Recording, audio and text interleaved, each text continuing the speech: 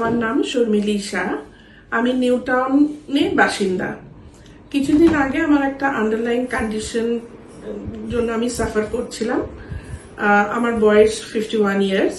তো এখন যে সমস্ত মহিলাদের মেনোপজাল ইস্যুস থাকে সেই রকম একটি সমস্যায় আমি জর্জরিত ছিলাম।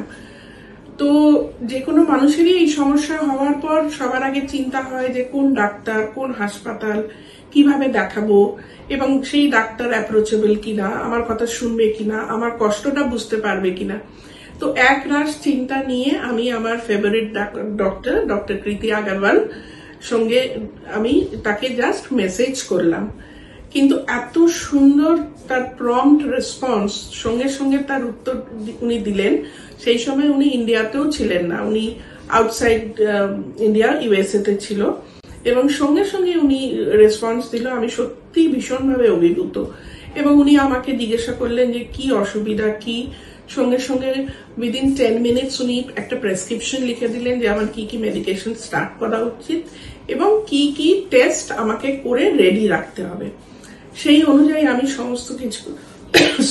সমস্ত কিছু আমি রেডি করে রাখলাম। তারপরে উনি যখন আসলেন ফেরত ইন্ডিয়াতে, ইমিডিয়েটলি নিজের থেকেই আমাকে জিজ্ঞাসা করলো যে আমি কিরকম আছি, আমার শরীর কিরকম রয়েছে। তো টেস্ট রিপোর্ট দিয়ে এবং সেটা যখন টেস্ট রিপোর্ট জানা গেল তখন বোঝা গেল যে আমার একটা ফাইব্রয়েডের একটা সমস্যা রয়েছে এবং সেটা that needs to be operate as soon as possible. তো এইরকম যখন সমস্ত কিছু যখন মাথার উপর পড়ে, বুঝতেই পারছেন যে আমিও একটু হকচকিয়ে গেছিলাম। বাড়িতে আমার হাজবেন্ডের সঙ্গেও ডিসকাস করলাম যে কি করা যায় না করা যায়, কিন্তু উনি আমাকে প্রচন্ড ভালোভাবে কাউন্সেলিং করলেন এবং শুধু তাই না, উনি বললেন যে এটা ইমিডিয়েটলি রিমুভ করাটাই আমার জন্য সেটা সব থেকে বাঞ্ছনীয়। তার কারণ এটা যদি আমি রেখে দিই, হয়তো প্রলং ট্রিটমেন্ট দিয়ে অপারেশন না করলেও হয়তো কমে যেত সাইজে বা কিছু, কিন্তু সেটা একটা রিস্ক ফ্যাক্টর, ওটা সবসময় থাকে। তো এইরকম কথাবার্তা শোনার পর এটা ডিসাইড হলো যে একটা ল্যাপারোস্কোপি সার্জারি আমাকে করতে হবে। মেন্টালি ফিজিক্যালি ভীষণভাবে রেডি হয়ে এবং ওনার তত্ত্বাবধানে এবং ওনার কাউন্সিলিং এ কন্টিনিউয়াসলি আমি তারপরে আইএলএস সল্ট লেকে গিয়ে আমি ভর্তি হলাম, অ্যাডমিশন হলাম।